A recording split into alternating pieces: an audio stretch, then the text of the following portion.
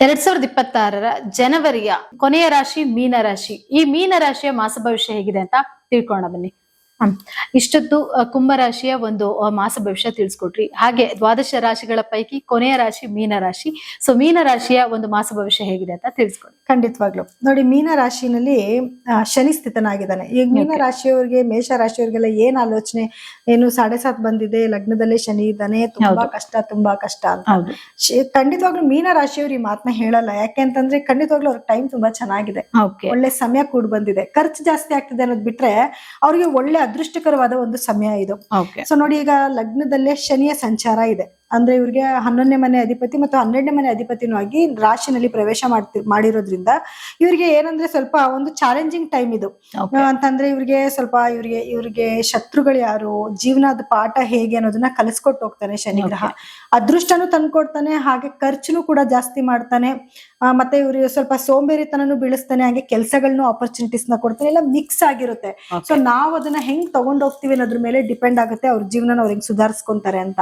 So ಇವ್ರು ಏನಂತಂದ್ರೆ ಸ್ವಲ್ಪ ಸಾಕಷ್ಟು ಒಳ್ಳೆ ಕೆಲ್ಸಗಳನ್ನ ಮಾಡ್ಬೇಕು, ಒಳ್ಳೇದ್ರ ಬಗ್ಗೆ ಆಲೋಚನೆ ಮಾಡ್ಬೇಕು, ಕೆಲ್ಸನ ಜಾಸ್ತಿ ಮಾಡ್ಬೇಕು. ಲೇಜಿ ಇರುತ್ತೆ, ಖಂಡಿತವಾಗ್ಲೂ ಲೇಜಿ ಫೀಲ್ ಮಾಡ್ಕೊಂತಾರೆ. ಬಟ್ ಕೆಲ್ಸ ಜಾಸ್ತಿ ಮಾಡೋದ್ರಿಂದ ಏನಾಗುತ್ತೆ, ಇವ್ರಿಗೆ ಖಂಡಿತವಾಗ್ಲೂ ಒಳ್ಳೇದೇ ಆಗತ್ತೆ.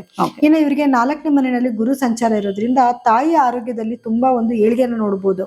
ಹಾಗೆ ಇವ್ರು ಏನಾದ್ರು ಭೂಮಿ ತಗೋಬೇಕು, ಮನೆ ತಗೋಬೇಕು ಅಥವಾ ವಾಹನ ಖರೀದಿ ಮಾಡ್ಬೇಕು ಅಂದ್ರೆ ಅದೆಲ್ಲದಕ್ಕೂ ಕೂಡ ಒಂದು ಒಳ್ಳೆ ಟೈಮ್ ಇದಾಗಿರುತ್ತೆ. ಸೊ ತಗೊಂತಾರೆ ಕೂಡ, ಪ್ಲಾನಿಂಗ್ಸ್ ಕೂಡ ಆಗುತ್ತೆ ಇವ್ರಿಗೆ.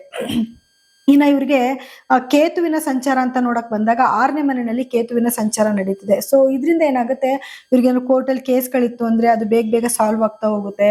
ಆಮೇಲೆ ಮಕ್ಳೇನಾದ್ರು ಕಾಂಪಿಟೇಟಿವ್ ಎಕ್ಸಾಮ್ ಬರೀತಿದಾರೆ ಅಂದ್ರೆ ಅದ್ರಲ್ಲಿ ಯಶಸ್ಸು ಸಿಕ್ಕುತ್ತೆ. ಅಥವಾ ಇವ್ರೇನಾದ್ರು ಸಂಶೋಧನೆ ಮಾಡುವಂತ ಕೆಲ್ಸಗಳನ್ನ ಮಾಡ್ತಿದ್ರೆ ಅಥವಾ ಕಲಿಕೆ ಏನಾದ್ರು ಇತ್ತು ಅಂದ್ರೆ ಅದ್ರಲ್ಲೂ ಕೂಡ ಇವ್ರಿಗೆ ಯಶಸ್ಸು ಸಿಗುತ್ತೆ. ಸೊ ಇದೆಲ್ಲ ಒಂದು ಖುಷಿ ಪಡುವಂತ ವಿಷಯ. ಆದ್ರೆ ಇವ್ರಿಗೆ ಏನಾಗುತ್ತೆ ಅಂದ್ರೆ ಸ್ವಲ್ಪ ಆರೋಗ್ಯದಲ್ಲಿ ಏರುಪೇರು, ಬಾಯಿಗೆ ಸಂಬಂಧಪಟ್ಟಿರುವಂತದ್ದು ಅಥವಾ ಗಂಟ್ಲು, ತಲೆಗೆ ಸಂಬಂಧಪಟ್ಟಿರುವಂತ ಕೆಲವು ಸಮಸ್ಯೆಗಳಿಂದ ಇವರಿಗೆ ಬಳಲ್ತಾರೆ. ಅಂದ್ರೆ ಹಲ್ಲು ನೋವು ಬರೋದು, ಗಂಟ್ಲಲ್ಲಿ ಪೇನ್ ಬರುವಂತದ್ದು, ಥ್ರೋಟ್ ಇನ್ಫೆಕ್ಷನ್ ಆಗೋದು, ಈ ರೀತಿ ಕೆಲವು ಸಮಸ್ಯೆಗಳು ಇವ್ರಿಗೆ ಬರುತ್ತೆ. ಅದ್ ಬಿಟ್ರೆ 6ನೇ ಮನೆ ಕೇತುವಿಂದ ಇವ್ರಿಗೆ ಒಳ್ಳೇದೇ ಆಗ್ತಾ ಇರುತ್ತೆ. ಅಂದ್ರೆ ಎಲ್ಲ ಚಾಲೆಂಜಸ್ ನ ಎದುರಿಸಕ್ಕೆ ಅವ್ರು ರೆಡಿ ಆಗಿರ್ತಾರೆ. ಲೋನ್ಗಳು ಸಿಗೋದು ಅಥವಾ ಸಾಲ ತೀರ್ಸಕ್ಕೆ ಒಂದು ದಾರಿ ಮಾಡ್ಕೊಡೋದು, ಈ ರೀತಿ ಆಗುತ್ತೆ. ಅಥವಾ ಎಲ್ಲಾರು ಕೆಳಗಡೆ ಎದ್ದು ಬಿದ್ರೆ ಸ್ವಲ್ಪ ಮೂಳೆಗೆ ಹೇಟಾಗೋ ಚಾನ್ಸಸ್ ಕೂಡ ಇರುತ್ತೆ. ಅದ್ರಲ್ಲಿ ಒಂದ್ ಸ್ವಲ್ಪ ಕೇರ್ಫುಲ್ ಆಗಿರೋದು ಒಳ್ಳೇದು. ಅಥವಾ ಕೆಲವರಿಗೆ ಬೋನ್ ಡಿಫಿಷಿಯನ್ಸಿ ಇದ್ರೆ ಸಪೋಸ್ ಇದ್ರೆ ಡೆವಲಪ್ಮೆಂಟ್ ಆಗೋದು ಅಥವಾ ಬರೋ ಚಾನ್ಸಸ್ ಕೂಡ ಇರುತ್ತೆ. ಸ್ವಲ್ಪ ಅಂತದೇನು ಕಂಡಾಗ ಒಂದ್ ಸ್ವಲ್ಪ ಬೇಗ ಪ್ರಿಕಾಷನ್ ತಗೊಂಡ್ರೆ ಏನಾದ್ರು ನೆಗೆಟಿವ್ ಒಳ್ಳೇದಾಗತ್ತೆ. ಇನ್ನು ಅವರಿಗೆ 10ನೇ ಮನೆಯಲ್ಲಿ ಸಾಕಷ್ಟು ಗ್ರಹಗಳ ಒಂದು ಸಂಚಾರ ಇದೆ. ತಿರ್ಗಾ 10ನೇ ಮನೆಯಿಂದ ತನ್ನ 11ನೇ ಮನೆಗೂ ಕೂಡ ಗ್ರಹಗಳ ಸಂಚಾರ ಆಗುತ್ತೆ. 10ನೇ ಮನೆಯಲ್ಲಿ ಇದ್ದಾಗೂ ಕೂಡ ಇವರಿಗೆ ಆಪರ್ಚುನಿಟೀಸ್ ಚೆನ್ನಾಗಿ ಬರುತ್ತೆ. ಎಲ್ಲ ವ್ಯಾಪಾರಸ್ಥರಿಗೆ ಎಸ್ಪೆಷಲಿ ಒಳ್ಳೆ ಒಂದು ಅಭಿವೃದ್ಧಿ ಆಗುತ್ತೆ. ಒಳ್ಳೆ ಕೆಲಸದ ಆಪರ್ಚುನಿಟೀಸ್ ಸ್ವಲ್ಪ ಜಾಸ್ತಿ ಬರ್ತಾ ಇರುತ್ತೆ ಇವರಿಗೆ. ಸೊ ಅದನ್ನ ಬ್ಯಾಲೆನ್ಸ್ ಮಾಡ್ಬೇಕು ಇವ್ರಿಗೆ ಏನಾಗುತ್ತೆ, ಸ್ಟ್ರೆಸ್ ಫೀಲ್ ಆಗ್ಬಿಡುತ್ತೆ. ಅಯ್ಯೋ ಕೆಲಸ ಮಾಡ್ಲಾ ಬಿಡುವಾಗ ಇದನ್ ಮಾಡ್ಲಾ ಅದನ್ ಮಾಡ್ಲಾ. ಮತ್ತೆ ಮುಖ್ಯವಾಗಿ ಲೇಜಿ, 10ನೇ ಭಾವದ ಮೇಲೆ ಶನಿಯ ದೃಷ್ಟಿ ನೇರವಾಗಿ ಬೀಳೋದ್ರಿಂದ ಸ್ವಲ್ಪ ಲೇಜಿ ಕೂಡ ಫೀಲ್ ಆಗ್ತಾರೆ. ಇವ್ರು ಬೇಗ ಕೆಲಸಗಳನ್ನ ಮಾಡೋದಿಲ್ಲ. ಸ್ವಲ್ಪ ಇವ್ರು ಶ್ರದ್ಧೆ ವಹಿಸಿ ಕೆಲಸ ಮಾಡ್ಬಿಟ್ರೆ ಖಂಡಿತವಾಗ್ಲೂ ಅವ್ರಿಗೆ ಯಶಸ್ಸು ಸಿಕ್ಕುತ್ತೆ. ಇನ್ನು 11ನೇ ಮನೆ ಗ್ರಹಗಳ ಸಂಚಾರ ಆದಾಗಂತೂ ಇನ್ನೂ ಅದೃಷ್ಟ ಅವ್ರಿಗೆ. ಇವ್ರು ಏನು ಇವಾಗ ಕೆಲಸಗಳು ಮಾಡಿರ್ತಾರೆ ಅದೆಲ್ಲದಕ್ಕೂ ಫಲ ಸಿಗಕ್ ಸ್ಟಾರ್ಟ್ ಆಗ್ಬಿಡುತ್ತೆ. ಈಗ ಒಂದ್ ಗಿಡ ಹಾಕಿರ್ತೀವಿ, ಆ ಗಿಡ ಬಂದು ಹಣ್ಣು ಕೊಡುವಂತ ಒಂದು ಸಮಯ ಅಂತ ಹೇಳ್ಬೋದು. ಸೊ ಈ ಸಮಯನ ಅವ್ರಿಗೆ 10ನೇ ಮನೆಯಲ್ಲಿ ಗ್ರಹಗಳಿದ್ದಾಗ ಇವ್ರು ಎಷ್ಟು ಕೆಲಸ ಮಾಡ್ತಾರೆ ಅದ್ರ ತಕ್ಕನಾದ ಪ್ರತಿಫಲನ ಇವ್ರು 11ನೇ ಮನೆಗೆ ಬಂದಾಗ ತಗೊಬಂದ್ರೆ 12ನೇ ತಾರೀಕಿನ ನಂತರ ಅದ್ರ ಪ್ರತಿಫಲನ ಇವ್ರು ನೋಡ್ಬೋದು. ಸೊ ಕೆಲಸ ಜಾಸ್ತಿ ಮಾಡಿ ಕಷ್ಟಪಡಿ ಅವಾಗ ಖಂಡಿತವಾಗ್ಲೂ ಯಶಸ್ಸು ಸಿಗುತ್ತೆ ಅಂತ ಹೇಳ್ಬೋದು. ಇನ್ನು 12ನೇ ಮನೇಲಿ ರಾಹು ಸಂಚಾರ ಇದೆ, ಖರ್ಚು ಜಾಸ್ತಿ ಮಾಡ್ತಾನೆ, ವಿದೇಶ ಪ್ರಯಾಣಕ್ಕೆ ಉತ್ತೇಜನ ಕೊಡ್ತಾನೆ. ಅದೊಂದು ಖುಷಿ ವಿಷಯ. ಯಾರನ್ನ ಹೊರಗಡೆ ದೇಶಕ್ಕೆ ಓದಕ್ ಹೋಗ್ಬೋದು ಅಥವಾ ನೋಡಕ್ ಹೋಗ್ಬೋದು, ಏನು ವರ್ಕ್ ಪರ್ಪಸ್ಗೆ ಹೋಗ್ಬೋದು, ಅದೆಲ್ಲದಕ್ಕೂ ಕೂಡ ರಾಹು ಬೂಸ್ಟ್ ಮಾಡ್ತಾನೆ. ಸೊ ಅದು ಖುಷಿ ವಿಷಯ. ಹೆಲ್ತ್ ವಿಷಯ ಅಂತ ಬಂದಾಗ ಸ್ವಲ್ಪ ಆರೋಗ್ಯ ಸಮಸ್ಯೆ ತಂದ್ಕೊಡ್ತಾನೆ. ಏನಂದ್ರೆ ರಕ್ತಕ್ಕೆ ಸಂಬಂಧಪಟ್ಟಿರುವಂತದ್ದಾಗಿರ್ಬೋದು ಅಥವಾ ಸ್ಕಿನ್ ಡಿಸೀಸ್ ಬರೋದು, ಸ್ಟಮಕ್ ಪ್ರಾಬ್ಲಮ್, ಸ್ಟಮಕ್ ಅಲ್ಲಿ ಇನ್ಫೆಕ್ಷನ್ ಆಗೋದು, ಈ ರೀತಿ ಸಮಸ್ಯೆಗಳು ಕೂಡ ಕಾಡುವಂತ ಸಾಧ್ಯತೆ. ಸ್ಲೀಪ್ ಅಲ್ಲಿ ಸ್ವಲ್ಪ ಡಿಸ್ಟರ್ಬೆನ್ಸ್ ಆಗುತ್ತೆ. ಸೊ ಅಂದ್ರೆ ಇವ್ರಿಗೆ ಮತ್ತೆ ಕೆಲಸದ ಪ್ರೆಷರ್ ಜಾಸ್ತಿ ಇರುತ್ತೆ, ಒತ್ತಡ ಜಾಸ್ತಿ ಇರೋದ್ರಿಂದ ಯಾವ್ದ್ ಮಾಡ್ಲಿ ಯಾವ್ದ್ ಬಿಡ್ಲಿ ಅನ್ನೋ ಕನ್ಫ್ಯೂಷನ್ ಇರೋದ್ರಿಂದ ಸ್ವಲ್ಪ ಪ್ರೆಷರ್ ಜಾಸ್ತಿ ಆಗತ್ತೆ.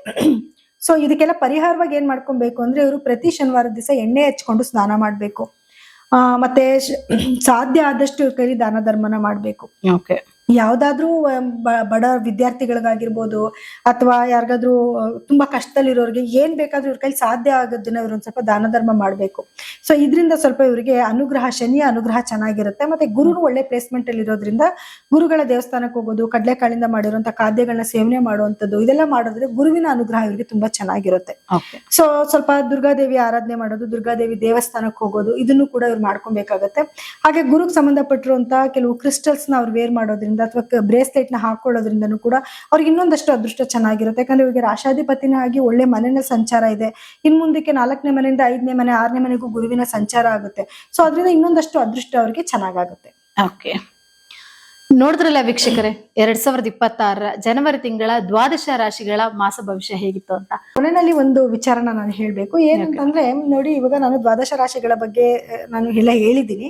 ಆದ್ರೆ ಇದು ಈಗಿನ ನಡೀತಿರುವಂತ ಟ್ರಾನ್ಸಿಟ್ ಆಗಿರುತ್ತೆ. ಆದ್ರೆ ಅವ್ರ ವೈಯಕ್ತಿಕ ಜಾತಕನ ಒಮ್ಮೆ ತೋರಿಸ್ಕೋಬೇಕಾಗತ್ತೆ. ಬಿಕಾಸ್ ಏನಕ್ಕಂದ್ರೆ ಅವ್ರ ಜಾತಕದಲ್ಲಿ ಗ್ರಹಗಳ ಸ್ಥಾನಮಾನ ಬೇರೆ ಆಗಿರುತ್ತೆ, ಅದರಿಂದ ಫಲಗಳು ಕೂಡ ಬದಲಾವಣೆ ಆಗುತ್ತೆ. ಮತ್ತೆ ಮುಖ್ಯವಾಗಿ ಅವ್ರಿಗೆ ಏನ್ ದಶಾಭುಕ್ತಿ ನಡೀತಿದೆ ಅನ್ನೋದು ತುಂಬಾ ಇಂಪಾರ್ಟೆಂಟ್ ಆಗುತ್ತೆ. ಸೊ ಪ್ರತಿಯೊಬ್ರು ಕೂಡ ನಾನು ಏನ್ ಹೇಳ್ತೀನಿ, ನಿಮ್ಮ ಜಾತಕಗಳನ್ನ ಒಂದ್ಸತಿ ನಿಮಗೆ ಗೊತ್ತಿರುವಂತ ಜ್ಯೋತಿಷಿಗಳ ಹತ್ರ ತೋರಿಸ್ಕೊಳ್ಳಿ, ಅಥವಾ ನಮ್ಮಲ್ಲೂ ಕೂಡ ನೀವು ಜಾತಕನ ತೋರಿಸ್ಕೋಬಹುದು.